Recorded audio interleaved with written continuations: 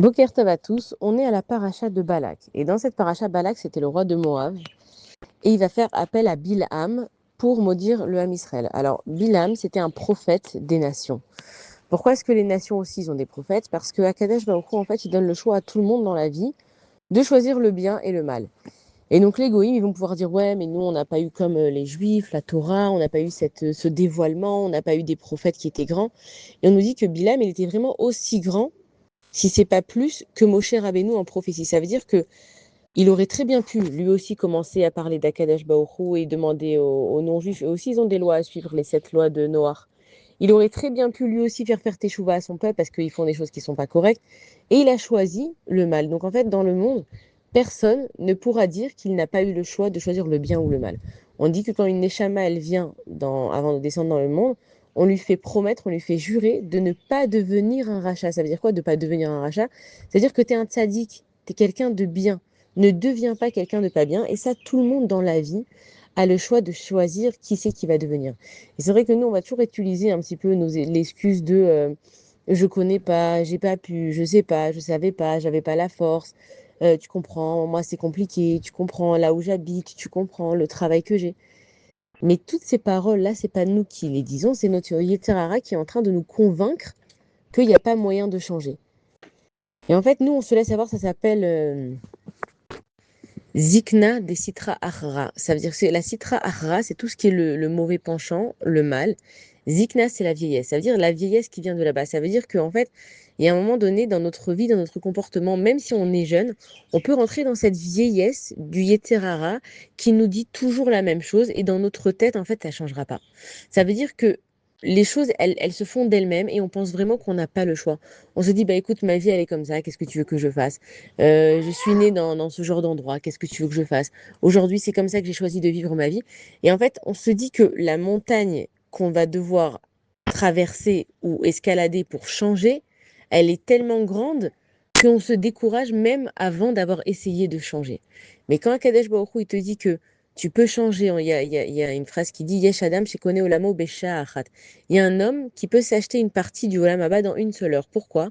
Parce que dans sa tête, il va commencer à changer. Akadosh Baruch Hu, il te demande pas du jour au lendemain de tout faire parfait. C'est pas du tout ce qu'Hachem il veut et ça serait mentir en plus. Et Hachem il aime pas qu'on mente. Pourquoi? Parce que c'est pas toi. Akadosh Baruch Hu, ils veulent que les choses, il veut, pardon, que les choses, elles viennent naturellement. C'est quoi naturellement?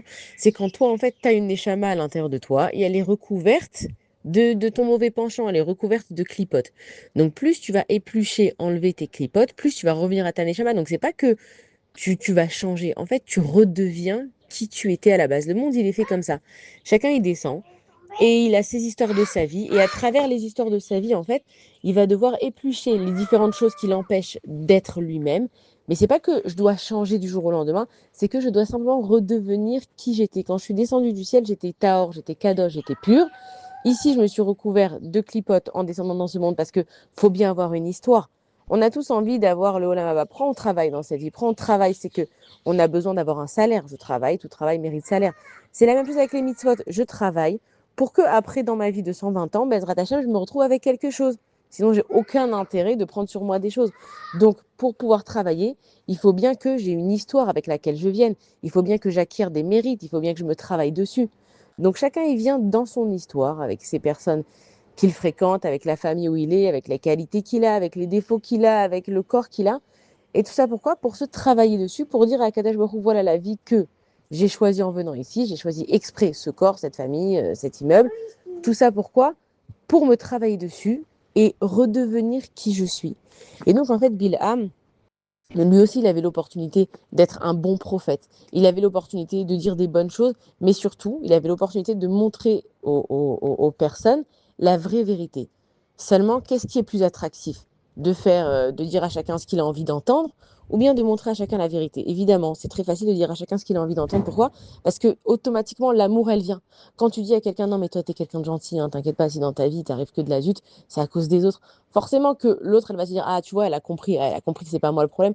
Et tout ça, c'est des discours du Yetzirara. Et donc, Bilam, en fait, quand il est venu pour maudire le peuple juif, pour dire, oui, ce peuple-là, il est maudit comme les nations aujourd'hui. Les juifs, c'est toujours la faute. Les juifs ne cherchent pas. C'est un truc qui se passe, même le changement de climat. en France, je suis sûre qu'ils vont trouver que c'est à cause des Juifs. Il y a toujours une raison pour laquelle c'est les Juifs les coupables. Pourquoi? Parce que c'est plus simple. Faut bien trouver un bouc émissaire, faut bien trouver quelqu'un qui fait mal les choses, faut bien trouver. Et ils ont trouvé qui? Ils ont trouvé le peuple juif. Pourquoi? Parce qu'on est toujours au centre de tout. Là où il y a un juif, il y a une histoire. C'est-à-dire il y a des pays où il se passe jamais rien, il y a des endroits, il y a des communes, il se passe jamais rien. Mais dès qu'il y a un juif quelque part, il se passe toujours un truc. Pourquoi? Parce que Akadosh Baruch Hu, il est là, il est présent et le juif, il est vivant. Et le juif, il doit sans arrêt chercher à être émettre, à être vrai avec lui-même et à revenir à qui il est lui-même. Pourquoi? Parce que sinon, quel mérite tu vas avoir après 120 ans?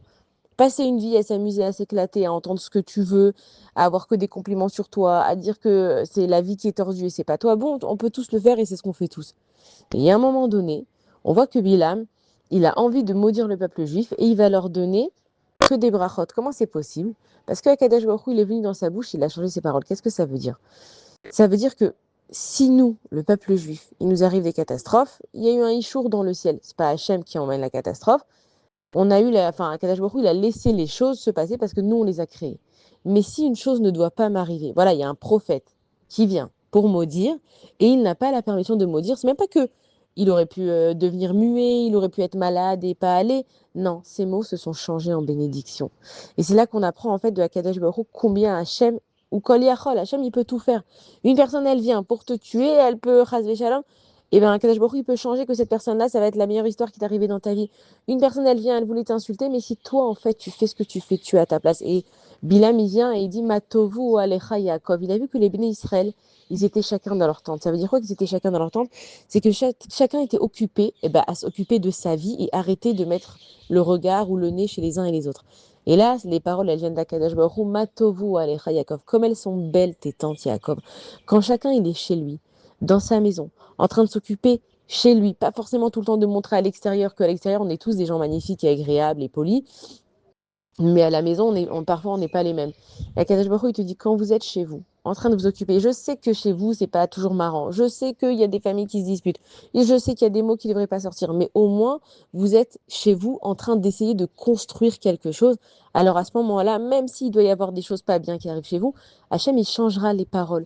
Et c'est là qu'on se dit, nous, on vit dans un monde où on a peur de tout. On a peur des agressions, on a peur des guerres, on a peur de rater, on a peur d'échouer, on a peur de pas réussir. On a peur de tout, de pas finir le mois, on a peur de l'éducation, on a peur tout le temps de tout. Mais si moi je fais ce que je fais avec Akadosh Baruch Hu, je suis droite avec Akadosh Baruch Hu, c'est pas que je vais réussir forcément à tout faire, mais au moins j'essaye chaque jour de réussir avec Akadosh Baruch Hu. S'il y a des mauvaises choses qui doivent m'arriver, elles se changeront en bien et on a la preuve avec Bilham qui est venu pour maudire, c'était un sorcier, le roi de Moab Balak, il avait complètement confiance en lui, il lui a dit voilà, avec au moins toutes les nations et depuis toujours, elles ont essayé de détruire l'homme Israël. Ils ont essayé en Égypte, ils ont essayé avec les pogroms, les inquisitions, et là ils ont même essayé de maudire avec des prophéties, ça marche pas. Si Akadosh Baruch Hu, il a décidé que le peuple juif il va tenir, c'est parce qu'il y a une raison. C'est parce que Dieu il aime son peuple, parce que Dieu il aime ses enfants. Si on a des nissionotes, des épreuves dans nos vies, c'est parce que Hachem il veut qu'on ait des mérites. Il faut qu'on comprenne que dans le mot Nisayon, il y a le mot Nes, dans le mot épreuve, il y a le mot miracle. Ça veut dire que chaque chose qui nous arrive, on peut la surmonter. Mais la réussite, elle n'est pas forcément de toujours réussir à surmonter. La réussite aussi, elle est des fois de rater et de dire oui, j'ai raté. Il faut vraiment être honnête avec soi-même et de comprendre qu'on ne pourra pas tout réussir. Ça n'existe pas une personne que depuis qu'elle est née, elle est brillante et il y a tout qui marche. Il y a un moment où alors elle se force et c'est faux. C'est pas entre nos mains, la vie n'est pas entre nos mains. Comme les paroles de Bilam qui pensait qu'elles étaient dans sa bouche, même les paroles dans la bouche d'une personne, elles sont pas c'est pas dans sa bouche. C'est Hachem qui donne la permission de tout, chaque brin d'herbe qui a poussé à tel et tel endroit. C'est Akadosh Baruch Hu, c'est lui le roi, c'est lui qui décide. Donc lui, il laisse les choses se passer parce qu'il y a une justice, mais chaque chose qui arrive, elle vient d'Akadosh Baruch Hu. Et cette paracha, elle est vraiment là pour nous apprendre que si toi, tu fais ce que tu dois faire, n'aie crainte de rien. Matovu alecha Yaakov. Si toi, tu es au bon endroit, il n'y a rien qui pourra t'atteindre. Et même si quelque chose t'atteint, des fois ça arrive, sache que c'est Akadosh Baruch Hu qui a laissé cette chose-là arriver. Toi, pose-toi la bonne question, mais continue toujours d'avoir espoir dans Akadosh Baruch Hu qui aime son peuple. On voit que malgré tout ce qui nous arrive, on est toujours là debout. Akadosh Baruch Hu, il nous aime. On a une promesse qui est éternelle. On verra la délivrance, on verra toujours des bonnes choses. Et Bezrat Hashem qu'on entende aussi des bonnes nouvelles très bientôt. Shabbat Shalom à tous.